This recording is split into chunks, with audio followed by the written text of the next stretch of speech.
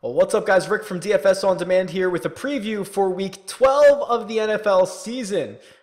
Exciting little week because it's not only a short week, but it's Thanksgiving week. So we get 3 games on Thursday, on Turkey Day, which are in order: Detroit and Minnesota. That's 12:30 Eastern. So us on the West Coast, that's a 9:30 start. Get some football bright and early. And then it's going to be Dallas and the Chargers, and then Washington and the Giants are the nightcap. So lots of things to talk about here. So let's not waste any more time. If you've never seen this video series before, I'm just going to run through each position, talk about players. Again, I've tried to do as little research as possible. We're going to do the thought process together. We're going to look into things that I'm curious about. And these are all tools that I've made myself, and they're available on dfsondemand.com. Okay, let's start like we always do at the quarterback position. And there are a few guys who jump off the board in terms of projections. And some of these guys we see often, so we can probably skip over. Russell Wilson, we've probably talked about the last 4 weeks, right? You know he's on pace to set another career high in pass attempts, which I think would be like the 5th consecutive year he does that. He gets an obviously great matchup against San Francisco. He's being asked to be the entire offense right now, and his defense kind of is a shell of itself, right? A lot of injuries on defense. So a good combination when you have a quarterback who is shouldering such a large portion of the offense and his defense kind of stinks. That's a great fantasy combination. So that's what we're seeing with Russell Wilson. So I'm not really surprised to see that he's the highest projected quarterback. What I'm slightly surprised to see is that Kirk Cousins is the 2nd highest projected quarterback. And quite honestly, it's not really that close between the rest of the guys. Nearly 28 fantasy points is, 4 more than Tom Brady, who's the 3rd highest projector. So what is very likely happening here is what we kind of saw last week with Alex Smith. Is it's this matchup with the Giants. This matchup, and you can tell I already clicked it. Here are the quarterbacks that the Giants have faced this year. Again, we said it last week. It's not a gauntlet, and they've been shredded by nearly everyone. Alex Smith last week we talked about, but it's one of those situations where you have to look a little bit deeper, and I'm wondering if we can just write that game off by Alex Smith. If you were watching that game, in New York it had what were they saying, 40-mile-an-hour wind gusts. Neither team could do much of anything offensively. It was like 9-6 for a while. I don't even know what the final ended up being, but it was a pretty ugly game all around. Giants, I believe they won it in overtime, if I'm not mistaken, but fairly ugly on both sides of the ball, or at least offensively for both teams. So almost willing to write that off as a little bit of a weather anomaly. Now we'll see if anything actually sparks with the Giants, like if they're trying to save their head coach, which doesn't seem that they are. They're just a bad team. So we'll see. But Kirk Cousins, we can take a little bit of a deeper look at. He's someone that I haven't probably talked about on this video series in quite some time. And this helps. So coming off the last 2 weeks, averaging basically, 30 DraftKings points. So now he's gone for 26 or more in 4 of the last 6 and 5 of the last, 7? That's pretty good. I'm wondering how he actually stacks up if we go to the cheat sheet here and just look at quarterbacks. This is kind of like that who's hot.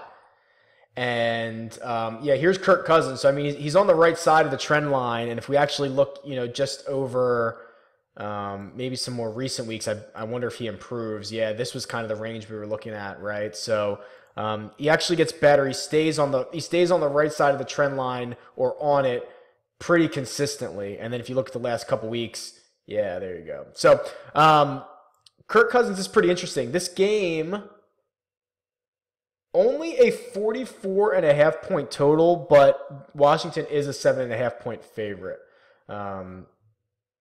Make sure I have that right. I do. So Kirk Cousins could be pretty interesting.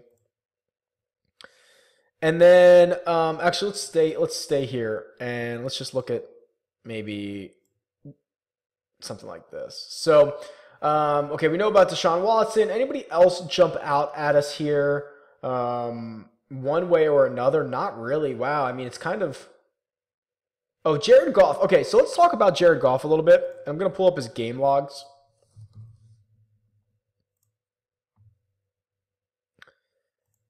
So, down week last week, but really good the previous 2 weeks.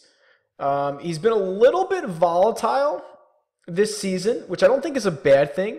But we talked about him last week, and we talked about the entire Rams offense for the most part. We talked about Gurley, we talked about Goff, and we were off of them, right? We were saying pass up this really bad matchup and wait for another day. Well, I think we found that other day. He gets the Saints at home, which we can look at the Saints against quarterbacks.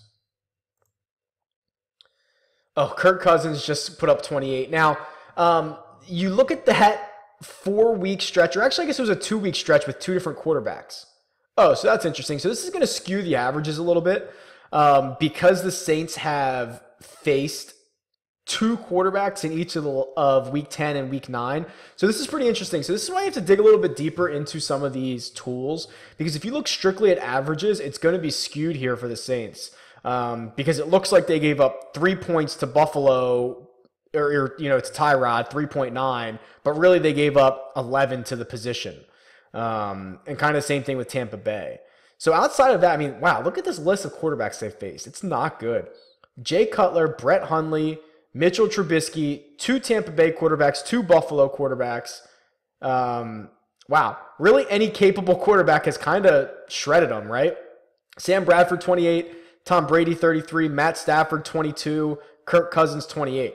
I would argue the rest of those quarterbacks are not really capable NFL quarterbacks. But now you're going to get Jared Goff. And this is, I believe, the highest total on the slate. Yeah, 53.5 point over under from Vegas with a 2.5 point favorite towards the Rams. That would say there are a lot of fantasy points going to be scored in this game. And I want to see what Goff has done at home, if that's any different. About a point and a half better at home, or maybe 1.2 points.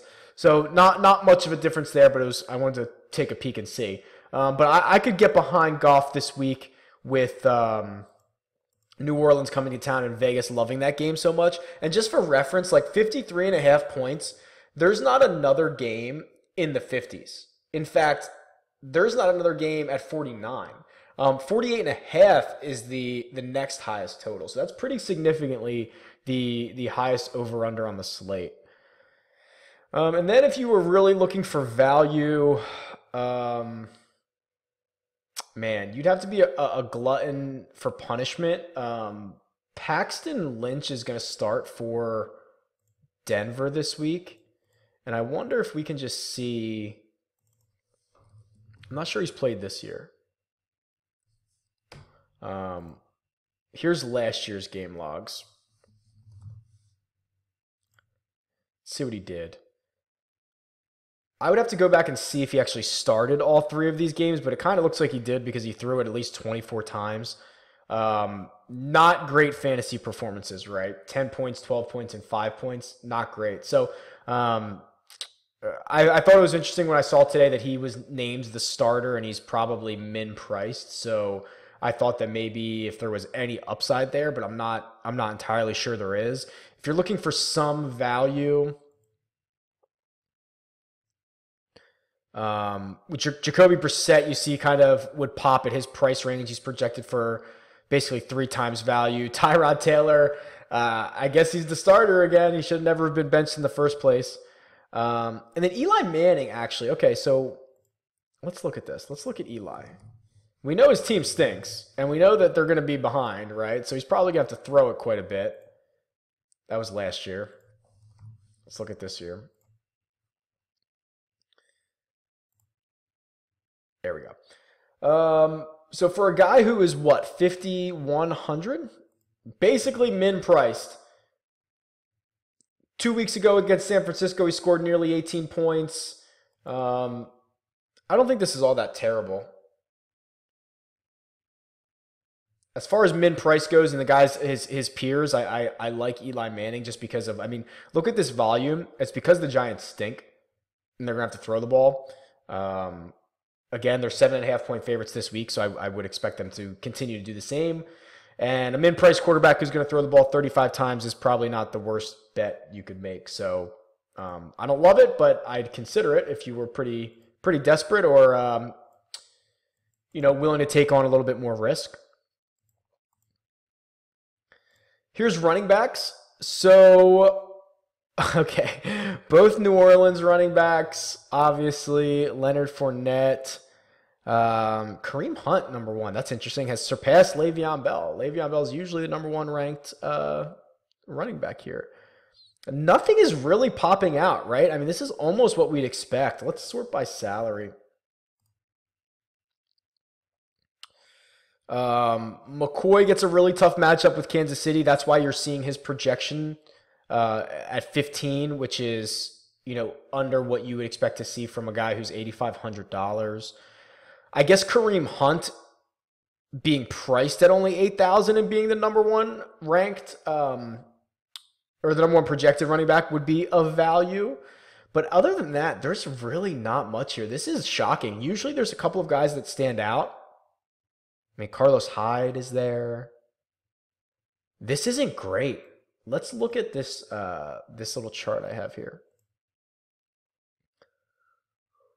And this is just kind of recently, right? So let's see. So, okay, we'll let's see if we can talk about McKinnon in a second. But here's what you're seeing is this, when you see this and, okay, long story short, when I pump in my projections and it looks at recent history, Vegas line, salary, like it looks at everything, right? When you have projections where it looks like everything's normal and no players pop off the screen, it means that the pricing's pretty good and it's pretty efficient, which is what we're seeing this week. And this is probably the first time this year, it took until week 12 for me to mention this, because usually there is value or guys that are overpriced. This doesn't look bad this week. Let's look at Jerick McKinnon a little bit and see the usage that he's gotten.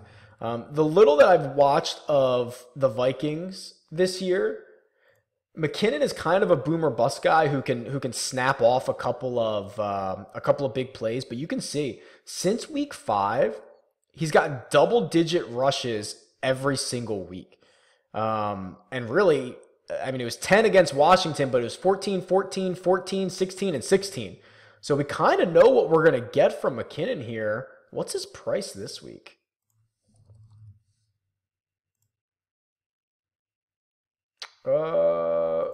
I wonder if I have to pump in. That's my bad. So that's on me. I have, I think I have the Sunday, Monday slate loaded in right now. I'll load in the full Thursday slate. So he plays on Thursday. It's the early game against Detroit. So let's see what Detroit has done against running backs.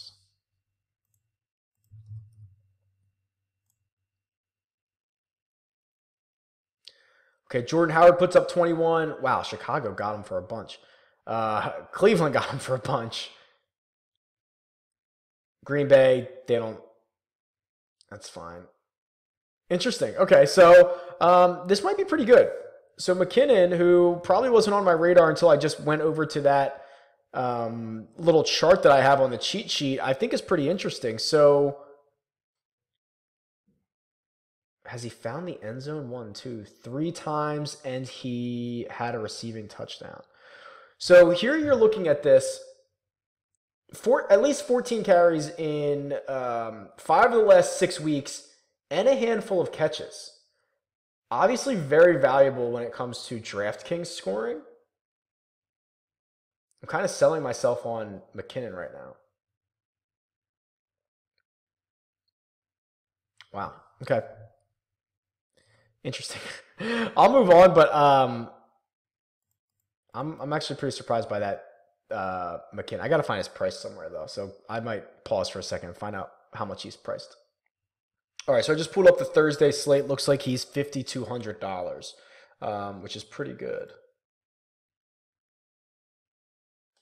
Okay, sorry. Um, that's really intriguing. So Jerick McKinnon, a guy who pops out off this chart here. So let's go back to the cheat sheet and see if we can find anybody else. Otherwise, this position's pretty straightforward, right? If it's priced efficiently, unfortunately, there's not a lot of places for us to go. So you just kind of roster the guys that are probably in good matchups, the guys that you trust. So I'd probably look towards, just the different formats that you're playing, right? So cash games look for those consistent players. GPPs look for those high volatile players, like LaShawn McCoy would be a GPP play. Someone like Le'Veon Bell would probably be a cash game play. So something like that. Otherwise, it took until week 12, but that's a pretty efficiently priced position, it appears, unless something opens up late with injuries, or we hear something else come out of a team's injury report or news anywhere. All right. No surprise, Antonio Brown head and shoulders above the rest of the league by nearly 10 points. That's pretty remarkable. Okay, Kenny Stills. I'm not sure the last time we talked about Kenny Stills, but I think we have before.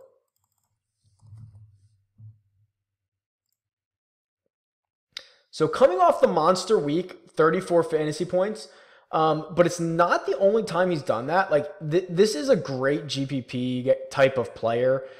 Someone who seems just as likely to score 2 points as 34 are the types of guys we want to roster, right? And Kenny Stills is that type of player. We've seen it a couple times from him this year. Now, let's look at his actual targets. Because the matchup is with New England, which has been pretty notoriously good this year for most offenses and especially wide receivers. So here's Kenny Stills, at least 8 targets in 4 of the last 5 weeks. That's a lot of volume, or at least a lot of looks for a guy who costs only $4,800.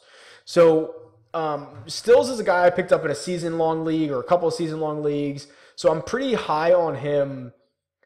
I was at least higher on him longer term as opposed to like a weekly game, but $4,800 in this matchup is going to be really, really good. So he's probably someone that I will be overweight on compared to the rest of the industry. And then Mohamed Sanu, same thing. I'm not sure we've talked about Mohamed Sanu before. Playing Tampa Bay. So first let's start with Tampa Bay against wide receivers. And so both Miami wideouts, throw away the Jets. They stink. Robbie Anderson did score a touchdown against them too. They've gotten better since the start of the year when I'll get out of the way. Like Stephon Diggs drops 40 on them week 1. So, whatever that was, week 3. So they've gotten better, but still not very good. And then let's look at Sanu's game logs.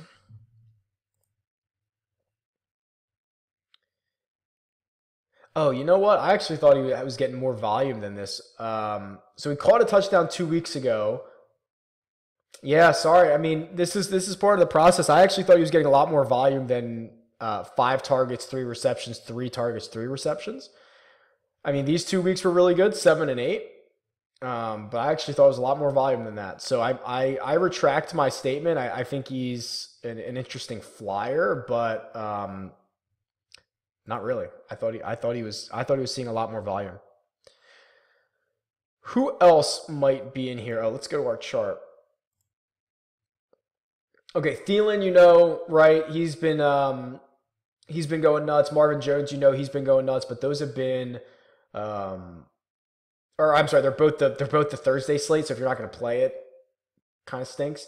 Robert Woods. So kind of a similar conversation that we've had before. If we were off Woods last week and we were off Goff, and we're on Goff this week, we probably have to be on Woods too, right? It's his favorite receiver.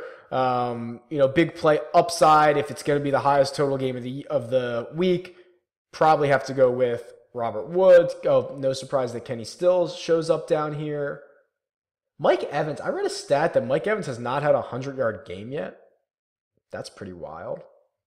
There was like 6 guys who are just stud wide receivers who haven't had a 100-yard game yet. There's Michael Crabtree, Mike Evans. I forget who else, but it was pretty incredible. Devontae Adams popped up last week, right?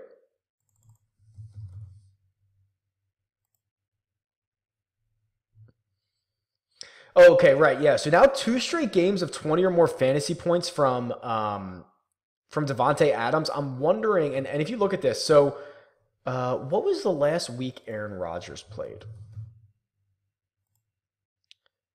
Week 6, but he came out, he got injured in that game.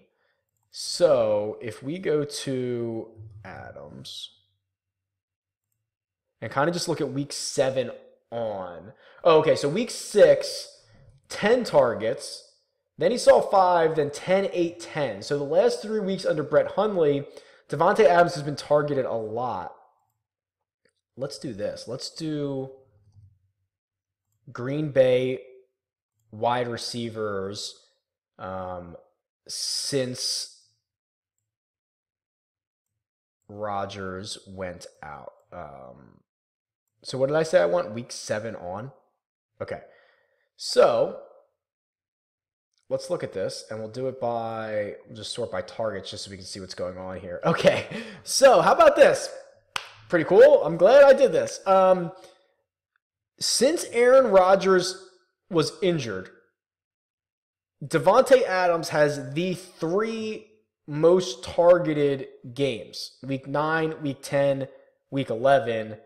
No surprise that those are the last 3 weeks.